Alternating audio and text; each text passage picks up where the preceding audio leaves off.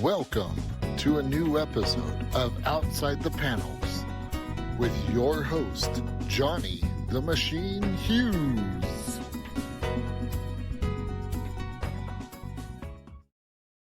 Welcome everyone to an episode of Outside the Panels. I'm your host, Johnny the Machine Hughes, and joining me this week is a friend to the show. You may remember them from way back when we talked about their first book. It is a rarity to speak to someone from the northeast of England. It's Final Impact Comics. It's Paul Gerrard. Paul, how's it going? Oh, good. There's only a few of us in the northeast of England, actually. Yeah, they make comic books. I'll talk about That's them. it. They comic books and movies. Yeah, all good. I thought of you the other day. In fact, earlier today, I noticed that a certain trailer has leaked online. I haven't looked at it yet. Have you not seen it? No? Indie 5 trailer. That's it. Leaked. Oh, I didn't know that. So there you go. I'll have to check that out. Yeah. So for those that have no idea why this is relevant, Paul, you worked on Indie 5, right? I did. Yeah. And I just pre-ordered all the action figures as well. You just got to do that. Yeah. I'm an action figure nut. Oh yeah, excellent. Yeah. Well, we've got an advert for you later. Then there you go. So, how have you been? I've been good, busy. I started on Call of Duty 4 weeks back, so I took a big role on that, and it's just been keeping me pretty busy. Cool. What's it like being so immersive in like so many different things? You've got comic books, you've got movies, Call of Duty. I mean, how? So talk about you are the poster boy for transferable skills. That's it. The thing is, I couldn't do it any other way. My mind flicks from one to the other, and I have like a set regime. I'll do 5 hours on this, then 2 hours on this one, and 3 hours on that one. Yeah. But it kind of, I don't know. I like that kind of craziness to it. I like that gamble of not knowing what's next. So you've got to juggle a lot of different things. Always pays off, though, right? Not always. As a freelancer, you will have like weeks or even months of no work. So you just got to kind of preempt it a little bit, yeah. So does this is where Final Impact Comics come in then for you? Is this kind of where we've got like, I don't mean to be disrespectful, but your money makers are the movies and stuff like that. Then when you have time, you can then work on stuff like Final Impact, or is Final Impact as equally as important? It's more so important because what I've found in the movie industry, freelancers like me are getting hired less and less because they're going with like in-house studios. Oh, okay. And also, there's not a lot of big movies getting greenlit. So normally I may have had like 10 movies per year. Now it's maybe 3 or 4, and they're spread out. So both myself and Mike wanted something that we can delve into that is long term, and we both enjoy doing. And we're not relying on other people. That's the annoying part. You're waiting for that email to come in, and this is starting, or is it not? Or is it or isn't it? It's a bit frustrating. So put our fate in our own hands, so to speak. You need to get involved in a Tom Cruise movie because he always goes back and do reshoots. That's what you need. Ongoing reshoots. Yeah, that's what you need. Defo. Yeah, I mean, he's been in the northeast recently, so maybe he went up next time. He was spotted in a curry house, I think. Yeah. Just would you even? I don't know. Depends which one. Not Akbar's in Middlesbrough. I'm not a big fan of that one. All right, enough goss. We're here to talk about your new book. Do I have a share of it? The background is taken from that, so let's get a bit of a picture going up. Booyah! There we are. It is The Mighty Rivals #1. Check it out. Talk to us about this book then. So, your partner in crime, Mike Clark, writer. Yeah, we are co-creators, and he's the writer. Yeah. So, how did this come about?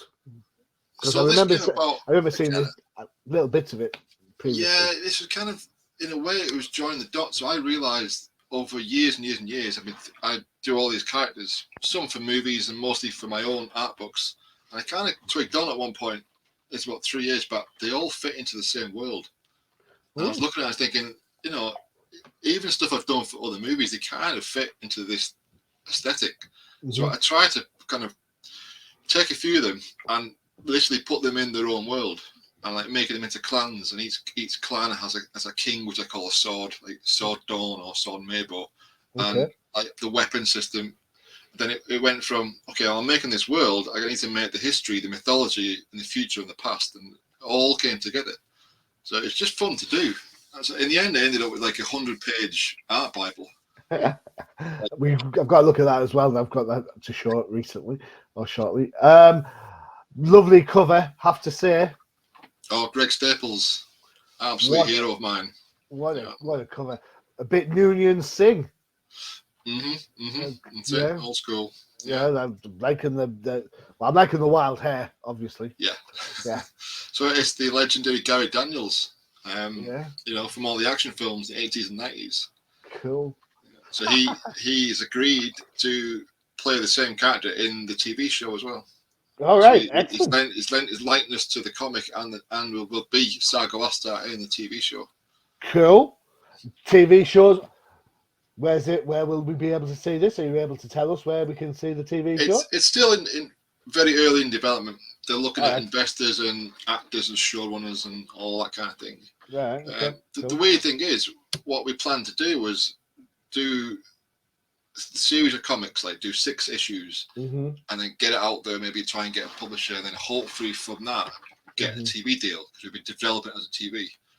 But I showed the art Bible to a producer friend of mine like 6 months back, and before I even started the comic, and straight away she was like, "Yeah, option agreement. We want to make the TV show." So we're like, "Well, right now we need to make the comic." Yeah, that's your plan, isn't it? That's your modus operandi. The fact that you are looking to use one medium to build into the other. That's why we developed Final Impact Comics, because we noticed a lot of film studios and directors, they wanted to have the comic and then pitch to make the film, so they can come to us to make the comic, and then maybe even come to us to work on the film. Who knows? Do you feel that there's been a little bit of serendipity with this book then? Because you've got to think, you've got the what's it called, Game of Thrones prequel kicking around right now. You've got the Lord of the Rings prequels kicking around on the different platforms. Do you feel that this aesthetic, this style of sort of barbarian at the gate type of thing, which is yours, isn't just that, admittedly? Do you think that this is becoming a bit of a passion now? People are getting back into it. I hope so, but you know, from my point of view, the rival stuff, it's more for my love of 80s stuff. It's more Mad Max and Conan the Barbarian than anything. It's basically, it's like, imagine a slightly futuristic Mad Max world that gets sent back to more Conan, right? Right, okay. And then everybody's fighting like a Hong Kong action film all the way through. And then it's absolutely, and then you've got a bit of like Tetsuo machine hybrids, but it's just absolutely brutal from start to finish. So yeah. Cool. It's an interesting when you think a slightly futuristic Mad Max, because one of the things that those movies always seemed to annoy me was, even with The Walking Dead, which isn't particularly Mad Max-ish, is how come they're all still driving cars? Yeah. Where's they get the petrol from? Exactly. Well, in this one, like you mentioned before, we were laughing about the ghost storms. Sorry, Mike's ill from the ghost storm. That's what happens. It's the kind of futuristic world.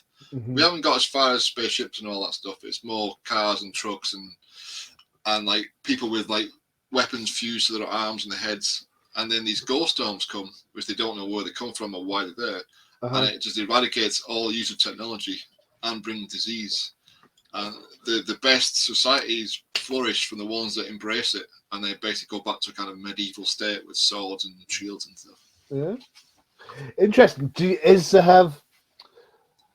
So has COVID, the disease that pretty much stopped the world practically, has that metaphored itself into the book as the ghost storm? It must have done. I think so. Yeah. I mean, this was done. The bulk of this was done. Probably the first year of COVID, because I didn't have a whole lot of work coming in. I had some work from China coming in. That's about it. And then Evil Dead started in the second year. But most of the time I just spent on this, just illustrating everything. I mean, it's what I do for a living, so I just thought I'd just put my effort into this. It is gorgeous. I love some of these panels. This art's gorgeous. I mean, the detail here for his hair. Richard Therese, who did the pencil work for us in the comic, man, his stuff is insane. And you know, I just never see you don't see this because a single character in a comic, he will do 10, 20 images just to practice building up. Phenomenal. It's definitely the way to go. Trying to get that how the face looks when they're happy, sad, when they're murdering somebody, or being murdered. Yeah. Or being murdered. Yeah, in fact, that's it. Spoilers. That's what it's. We all approached it like we were doing the production design for a movie, even though it was a comic. Well, you can tell that the quality's there, definitely. Yeah, that's very creative. How'd you get so good? Just practice and just sheer stubbornness, I think. Oh my god. What's it been like? Because previously we talked about your first book we talked about. How did that go? How did the success of that? How did that kind of? The first comic was, I don't know whether it's technical term. I call it issue 0. Yeah, it was like a one shot introduction. I did it on a crowdfunder as well. It sold out. I mean, it was like 250 copies, just a fan exclusive, and that's it. Yeah. And this is pretty much the same, but I'm finding social media really a real struggle. You know, I thought I had a fan base, but when you kind of try and move outside your own kind of realm, so my fan base is probably more horror and movie, not comic, and I'm finding like trying to get people to see it is nearly impossible. It's been difficult. Yeah, so that's why I'm trying to get comic eyes on it. It's been hard, even with Zoop. Yeah. So I mean, when you say crowdfunding, what did you use? Did you Kickstarter? Did you use? The first one was Kickstarter. Yeah. And this one is Zoop, and this one because Zoop is more comic based. I thought you have a better time on it, but I'm still think it still struggles. But I think that's just the nature of social media these days. The algorithms, the machines are against us. Send them the ghost storm. Let's just have a quick look because you've got. I mean, you're talking as if the world is doomed, but in fairness, let me find it because it's here. In fairness, you've done okay. I mean, it's met its target. It's going to exactly. Print. And I think the thing I like the most about this is you've got days left. Yeah. Okay. And when there's, but it's this number here. That number's great, but this one's the one for me. The fact you've got 68 people who are so enamored with your product that between them they've spent that much money. That's it.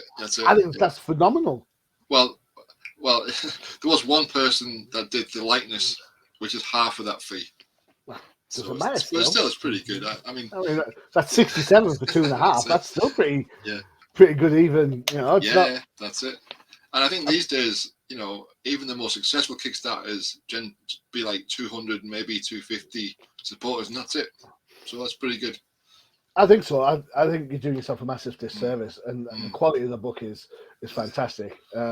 So I have no doubt that the people that will buy this will then come back again and again. Yeah, so that's my hope. Yeah, to get a really good foundation of good fans, because we're head down now trying to get issues 2 to 6 done, and the first solid graphic novel. That's our plan. So when you and Mike plan these out as co-creations, do you obviously the movie and the TV show's premise is at the forefront, but then do you write like episodic, like as an episode rather than an issue? Do you think that's episode 1, episode 2? I think what Mike tends to do, what I quite like is it is set up like that, and I think I would say graphic novel number 1 is probably the first 3 episodes of a TV show. I would say, cool. But then we split it up so it ends on a cliffhanger at every issue. Yeah. So it all works out. Good old 22 pages. Got to end on that cliffhanger. And we've got our little. What I like is we call it the Tales of the 7 Cities. A little one shots at the end. Yeah. Where we can kind of go a bit more avant-garde and do tales of anything. Fighters, creatures, anything. It adds context to the world. Yeah. And I like it because it's my wild card with artists. I can hire artists that usually maybe never worked before, or they're dying to get a foot in the industry. I can give them a shot at this. Yeah, it's interesting because I mean we see a lot of Star Wars stuff kicking around at the minute, and you could argue that shows like Andor, for example, adds more lived-in elements to the universe than say maybe Obi-Wan does, because Obi-Wan deals with the main story, whereas Andor tends to focus on the regular people, the non-Jedi doing the non-Jedi stuff. Andor's really good world building show, isn't it? The production design, the sets were phenomenal. Yeah, very much so. Much more than say Obi-Wan, because Obi-Wan's like it's like a familiar. Obi-Wan was like putting on a pair of favorite socks. Obi socks. I know. Yeah, I know what's coming in. I didn't twig. Someone had to explain it to me that the Obi-Wan episodes were reflective of the movie number that they've followed.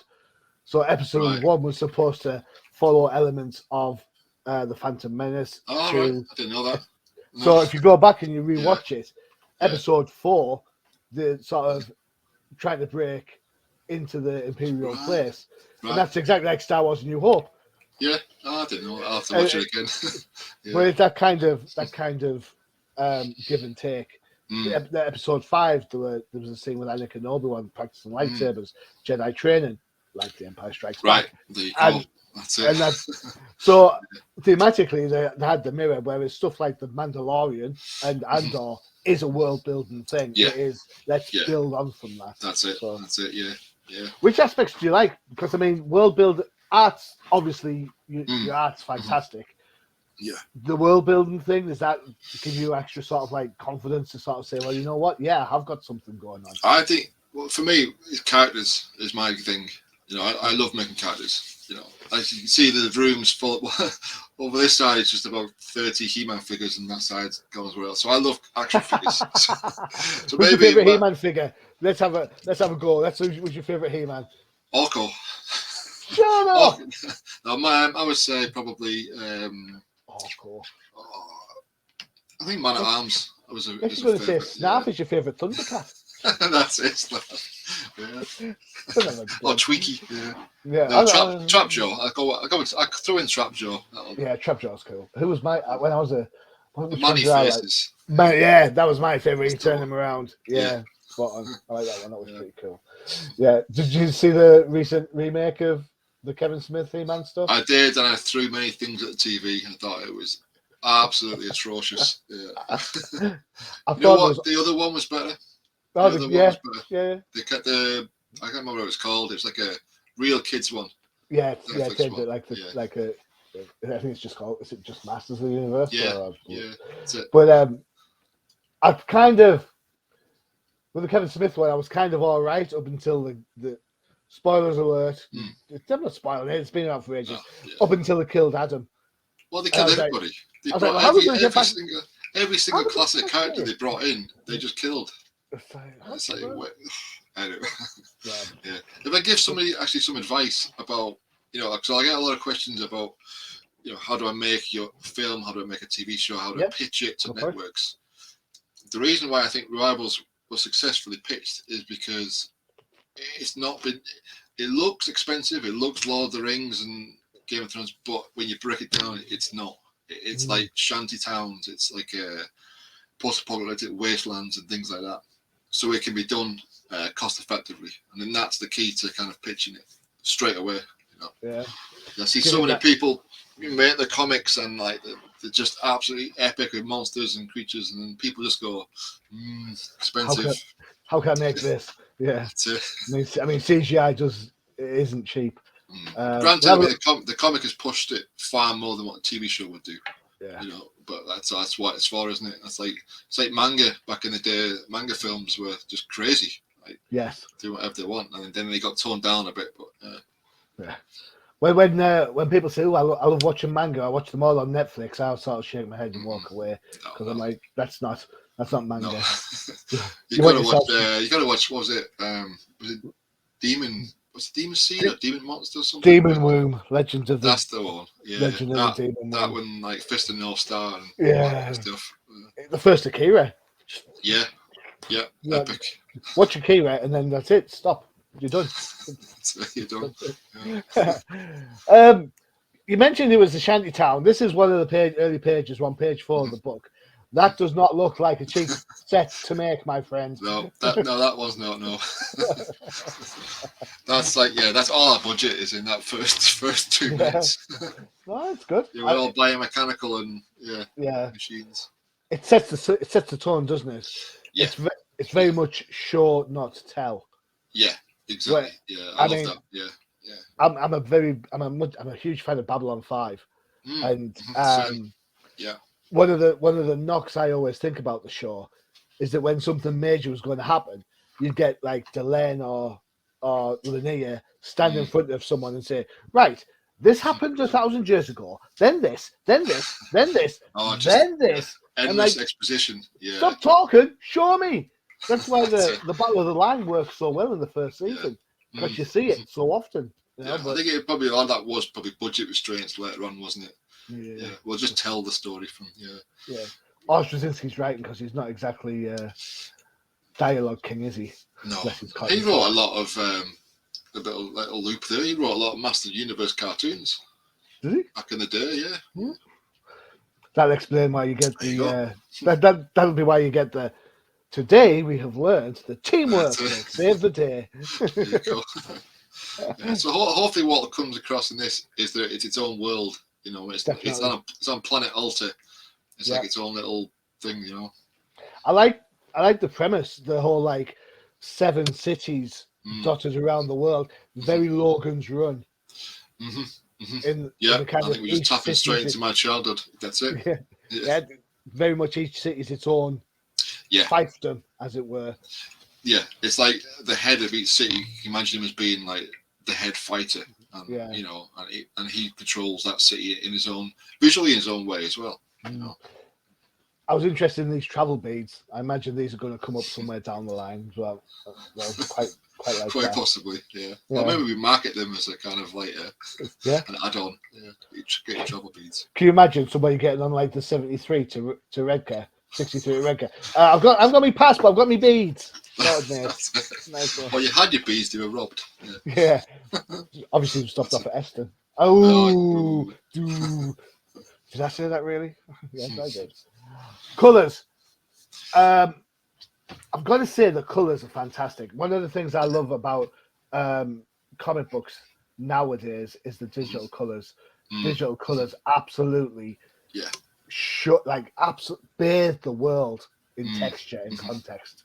Yeah. How did you colorist on the book? How did you manage to get such a great? Yeah, Matt Sulphur was our colorist. We had a long chat about that because my work's quite monochrome and my work's really dark and grimy, and a lot of the pitch book was like that. And I got a lot of feedback that said it looks everybody looks evil. Everybody looks like they'll rip your face off, and I had to change that a little bit.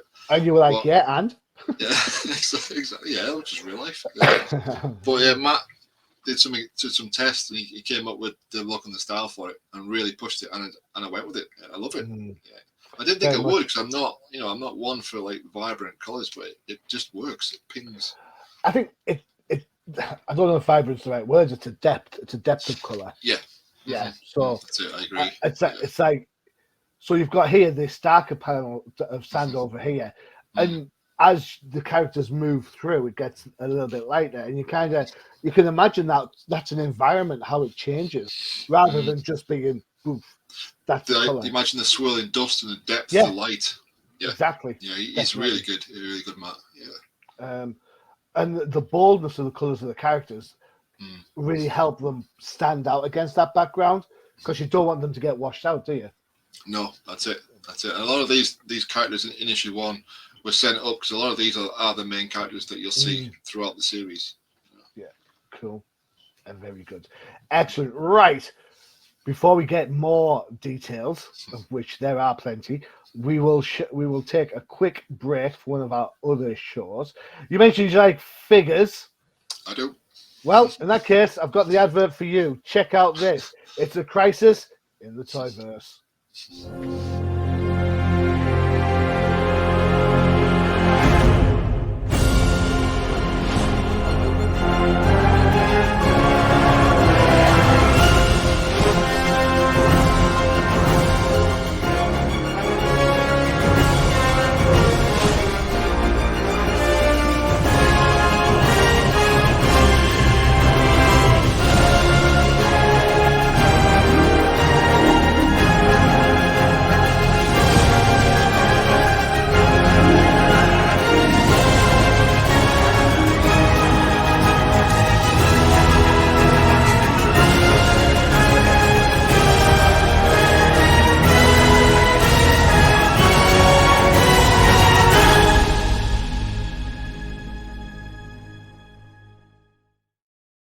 Every time I watch that advert, I always feel hungry. I feel my wage disappearing. Any figures in there that you like? This week, I pre-ordered all the Dungeons Dragons figures. They From brought the them back. Cartoon Show? Or from? No, I didn't go with the Thundercats ones. They were way too expensive. The Super 7 ones. Yeah, but yeah, the Indy Jones look good. I like them. Yeah, what was the last figure I bought? I think, where's he at? Oh, I bought the McFarlane Batman from the new Batman movie. Yeah. I picked that up. And what else did I pick up recently? The new Batgirl from the Three Jokers. Yeah. I've been grabbing quite a lot of Star Wars Black figures. But usually all the ones that are on the cards, they look like from the 1980s. I like them the most. 80s. They were around in the 70s. Come on, it's me. I was working that out. I think Return of the Jedi is when I got into it. So that was like when 80s, wasn't it? 80. Yeah, 83 or 4, something like that.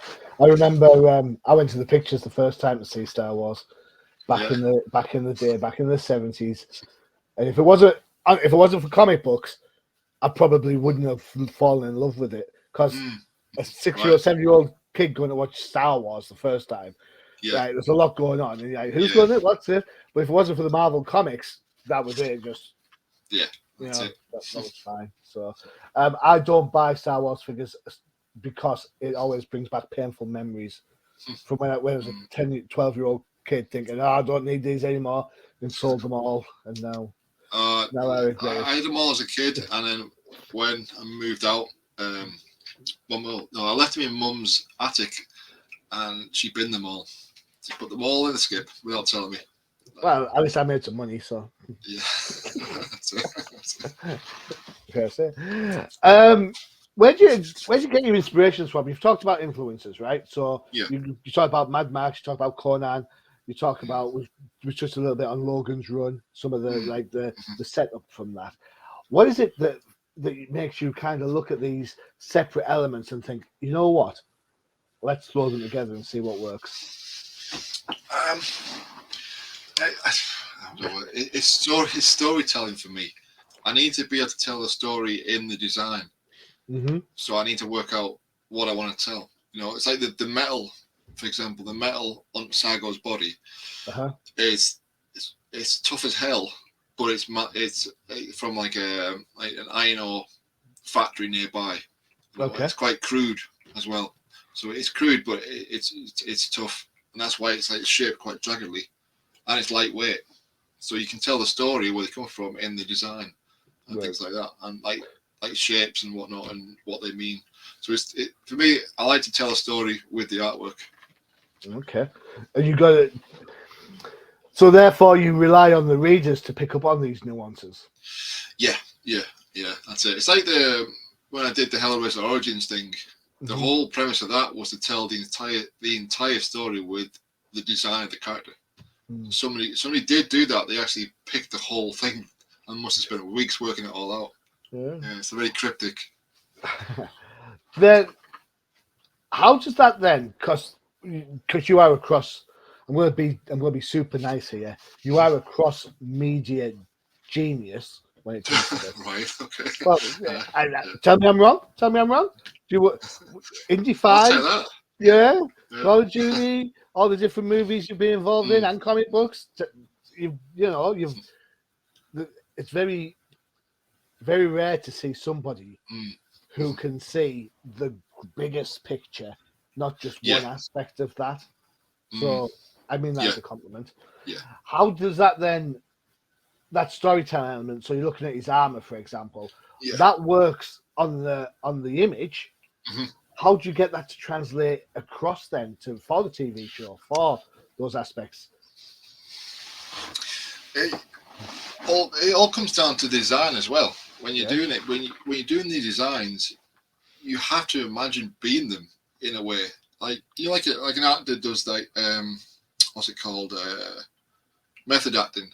All right. Okay. So when you design a character, you kind of have to make those faces a little bit and movements and figure it out. It's like if you look at this shoulder where the strap is. The way I see it is when he's got these massive shoulder muscles, so those parts will lift up at a certain angle. That's cool. Everything works. So when you design like a monster, okay, I would anyway. I would design in my head the bones first and the muscle, and figure out what that might affect how the muscle moves and how if it's got armor, how that would move as well. So everything from the inside out. Cool. So you sort of layer it on to see how that's going to look. If you make that in a costume, it would work. Yeah, definitely. I'm just intrigued because it seems, you've got this ability to transcend what you're actually achieving here. That sounds like a really pretentious thing to say. I'm really sorry about it. But when you think, you're thinking cinematically over art. Yeah. And whilst I appreciate all artists want to draw the massive, big, I don't know, Batman swinging through the city and all that sort of stuff. Yeah. There comes a point where you think to yourself, well, yeah, I've seen that already. You're actually thinking it, not just this book, not this story, not this storytelling element, but you then take it to the next level as well. I think that's pretty impressive, definitely. You got to think of it as being real, haven't you? I guess. Yeah. Yeah. It's like if somebody says, "Oh, I want to create a unique character," well, good luck. Yeah. It's very easy to create a character that looks cool, like straight away. Yeah. But to create something that stays in your head or something becomes iconic for a long, long time, like Geiger's Alien, or for example, will be in history books because it's pure genius. And then how many millions of creatures have been designed that just forgotten about? Yeah. So it's doing more than what just looks good straight away. It's doing all of those layers and all that kind of stuff. I guess it just comes from my experience in movies, I guess. From the past. Definitely. And it works. I mean, I've said this recently. I've been knocking around this idea for a superhero team, right? And I created an assassin called Headshot. What a great name for assassin, right? Yeah. Headshot. And I thought, it'd be cool. He'd have like some sort of face mask visor on, so I put that on him.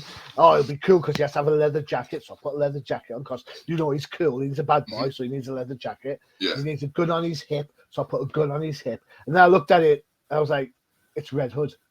I hate Red Hood. You can't help doing that though. Honestly, so I was like, the funny thing is, I designed a character a while back, and I got the whole story. I thought he'd be in this cocoon, and he'd be kind of dead, and then when he opened the cocoon, he's got a certain amount of life force. He gets up, he assassinates people, he goes back in. I thought that's quite good. It's original. Then I started watching reruns of Lex. And Lex I saw as a kid, and I realised I just ripped off the Brun G from Lex. I completely forgot about it. It was just in my head floating around. Yeah, it's hard. It's hard coming up with that unique take. But sometimes the most simplest idea is the best. If you can create a design where somebody else can recreate it easily, right, and memorable, then that's the key, in my opinion.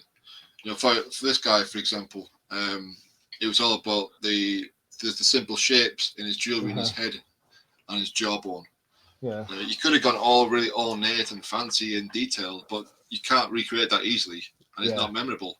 Yeah. Anybody can go, right, this character has got 4 dots here, and he's got a gold jawbone. And it's like somebody in a Comic Con could recreate that quite easily and be memorable. And that's what you want, isn't it, for character recognition, isn't it? I think. I mean, can I use this guy as an example? Yeah.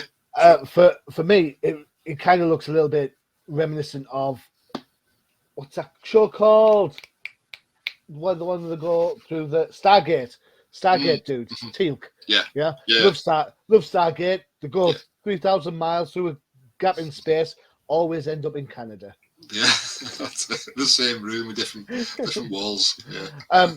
So there's a balancing act, I feel, to try and do something new. Yeah. But also have elements in that are recognizable, so people who like one thing can. I think it can. Yeah, I think. Yeah, because I think we both come from the same love of the same TV shows. I would say. Yeah. And you can't help but get that because this is so personal. It's in there, I love his weapon, the way it's got like the guards around his knuckles. You know, and you just know that they're supposed to protect him, but you know he's going to bop you in the face with the damn thing. That's it. Yeah. Well, it's a martial. At the heart of it, it's like a Hong Kong action TV show, martial arts as well. So that everybody's going to be able to fight. Everybody dirty fights as well, except for Sago. He's like the last honourable martial artist, the spiritual warrior. You know, it's a dying breed. I like how the armor there is. It's like an armadillo shell. This is Richard's work, Richard's ideas. Yeah, and the same theme is done in the helmets as well. Yeah, I like how it's layered there to give that sense of movement, because you've got to think. You know, that's logic, isn't it? You've got all that armor on. You're going to have to want to bend that arm at some point. Yeah. You want a pint at some point, don't you? Yeah. Yeah, that's what you try hands for, right? It's pint hands. So examples of faces going on. I think stuff like this really floats my boat. I love seeing how characters develop and how those go in. Plus, I can't draw faces for love and money, so... Yeah, I like this. I like the behind the scenes stuff. I always have done. Yeah. So this behind the scenes book, it's only like $15. It's part of the campaign, so you can buy the comic and then get this separate as well. It's like a 35-page behind the scenes comic. I would absolutely buy that in a million years. That is gorge. Look at that. Some of his stuff is just mental. It's not in the comic yet. It will be maybe issue 2 or 3, but because there's a race. Well, there's 2 clans that kind of experimented with biomechanical weapons. So, like I said, they used to have machines fused with their arms and their heads, and because of the ghost storms, it's all kind of defunct and gone like twisted and things. Wow, freaky! If you want to know where you can get the book, there you go. Check out zoop.gg. It's in /C/rivals. Okay. So you can copy that down. That's not a hard one to get, is it? Also, you've got the Final Impact Comics website. Dead simple. Final Impact Comics. Stick it in your Google. It comes up straight away. Yeah, that's a good one. It's not Baxter I have no experience in social media meta rubbish at all. It's a fluke. Well, maybe just Google loves you. I don't know. I want to show the webpage because I think the quality of the webpage is outstanding. So there we go. This is the webpage. As you can see, you've got the homepage. You've got the about the guys. You've got your featured IPs, comics, and contact information. Links directly to Rivals. Just look how good that looks against the backdrop there. That is the bomb. And then on from there, you've got other news kicking around Rivals. Love that poster. Very Star Wars-esque. Yeah. I wanted to try and that poster was done a few weeks back to try and sell the tone. To show that it is quite a dark and like horrific show, really. Yeah. Excellent. And then examples of artwork that you've seen on there. And of course, if you're interested in what the guys do, there's some of the client lists, some of the studios they've worked with. So Warner Brothers, won't be working with them for a while until they get their house in order. Sorry. But it's how frustrating is it then for you to see that sort of thing happen at Warner Brothers, to kind of see how they've kind of imploded slightly? I'm quite detached from that, really. I because the people I work for shield you from all that. You just work with directors and like producers. You don't get to go to that side of it. But it's a bit disappointing, really. And I find it ironic because Disney bought Marvel and went from strength to strength to strength with the damn thing, and yet Warner Brothers get bought out and they're just like, circles. I even heard someone mention at the weekend that Warner Brothers will be legitimate, like sending out their characters to other people for licensing. Well, they laid off thousands of people at the start of COVID. So I wonder whether it's maybe because whoever's bought them hasn't really bought, the core of the talent. The core of talent may have already left, all leaving. All leaving, yeah. You mentioned about you mentioned about how hard it is with social media and so on. It seems to me that there's a lot of Kickstarters around. I was going to say Kickstarters kicking around. That's probably bad English. Do you find that? For a start, I see a lot of books already, so that's cool. Your book is up there without a shadow of a doubt. Thank you. Quality-wise, story-wise. How do you find that the Kickstarter itself now is becoming a little bit too congested? I mean, you've got people like Scott Snyder and big comic book professionals putting stuff on Kickstarters. That's it, and they've got the marketing behind them to just dominate the platform. I don't think I'll ever do a crowdfunder again. I think the plan is, so this one is like the first edition. It's for the fans, really, for hardcore fans, and then we'll get 2 to 6 done, and then we'll either self-publish or we'll get a publisher. Okay. So cool. I think that's the hardest thing for me. For indie comic guys, have got it so hard because they have to create 6 comics in order for a publisher to even consider them. But who can create 6 comics? It's it's expensive and it takes like years. I think I never think of it from that point of view, to be honest. I think you've got, with your talent and Mike's, the fact that you can create one thing like a comic we're lucky because we can put our own skills into the comic, so we don't have to hire ourselves, well, really, and we can juggle it. Says the guy who's co-creator and producer, so therefore gets 2 wages. Yeah, it's fine. What I was going to say was, because you can then your experience in the movie industry, that would then entice some of the publishers out there that are known for tie-ins. Things you would hope so. At the moment, they've all ignored my emails. Every one of them, every publisher. Yeah. So Dark Horse needs something. Dark Horse need their next big thing. They've kind of dropped the ball with losing Aliens and Predator. Oh, right, I didn't know that. I maybe give them a will. Well, Dark Horse, if you're listening, get in touch. Yeah. I could see this at Dark Horse. Absolutely. For me, a lot of indie books need to find the right publisher.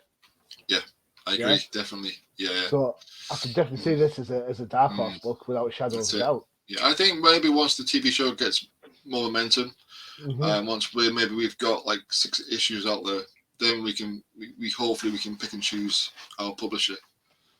It's going to take a good while to get to that point, though. Oh, well, the movie industry's still there for you as well, though. Might be an Indie 6, who knows? Well, you know what happens, so I can't talk to you about it. It's the goddamn son of a... I'd end up just in a coffin from Disney if I spoke about that. Yeah. Be done for. The NDA. The curse of... That's it. Indiana Jones and the curse of the NDA. Exactly. There you go. Fine. Excellent. Paul, it's been an absolute blast speaking to you very much. again. It's been great. Yeah. I've absolutely loved the art book, the story from Rivals #1 is fantastic. Show that again. There you go. Check zoop.gg/c/rivals to get in there. You have days you can still bid on this book. Check out the website, finalimpactcomics.com. Dead easy to find. All the information, all the work that the guys have done for Rivals and the previous books. And of course, there's a contact section. So if you think you've got the artistic talent and you've got a story to tell, drop them a line. You never know. Yeah, for the one-shots, I'm looking at new artists, new colorists, new pencilers. And those one-shots, because they're so new, it's so different from the main book. So you get to... Yeah, I can take a risk with these things, definitely. Cool. So there you go. Get yourselves involved there. Well done. Paul, thank you so much for spending the time. Really do appreciate it. Thank you. Yeah, welcome. Thank you, guys. Yeah. And don't forget to check out the UCPN for all your favourite shows, including Paul's new favourite show, Crisis in the Toyverse. And if you like your comics a little bit more mature in age, if not in content, then there's always the Old Timers Comic Book Show, where the hosts aren't old, but the comics most certainly are. Excellent. Paul, thanks again. Once again, really do appreciate your time. Even if you are just down the road. Yeah, exactly. Yeah, come to shouted with cups and string. We've been fine. All right. I have been your host, Johnny Machine Hughes, and as always, adios.